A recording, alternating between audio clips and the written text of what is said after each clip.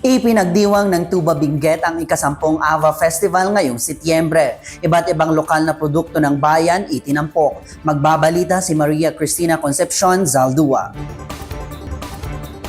Masayang ipinagdiwang ang ika-10 taon ng AVA Festival nitong Setyembre 17 na may temang AVA, The Root of Tradition, A Taste of Tomorrow sa poblasyon Tuba Benguet. Ang AVA o gabi ay isang root crop na isa sa mga staple food noon ng mga katutubo sa Benguet.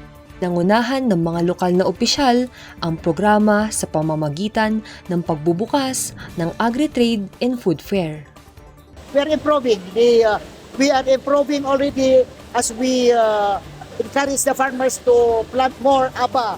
Tapno ba improve na dyan aba na makita tayo talagang Samot-saring produkto rin mula sa iba't ibang barangay tulad ng Poblasyon, Taloy Sur, San Pascual, Tabaan Norte at Taloy Norte ang tampok sa mga nakahandang booth na ipinagmamalaki ng mga residente bilang bahagi ng kanilang kultura at kabuhayan. We have different kinds of varieties of taro in Tuba. So with the different farmers maglaon, ag-i-bring the iti variety ti taro da, tapos agsisinukan. Sa Barangay San Pascual, we have a different FCAs po.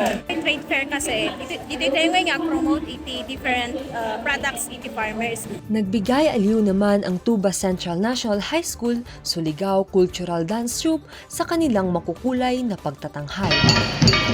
Idinaos din ang pre-pageant for the search for Mr.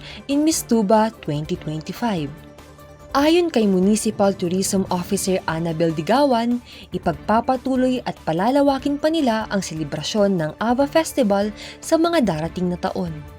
Katulad ng lottery nila, di ba, they're already advanced. Yun din sana ang gusto rin namin gawin na nasa Guinness World Record, mga ganon. Kasi yun nga sabi nga rin ng mga officials sana is 10 years na how far we have gone. Layunin ng AVA Festival na itaguyod ang mga katutubong kaalaman sa produksyon at pagproseso ng gabi. Ito si Cristina Zaldua para sa PIA News, Cordillera.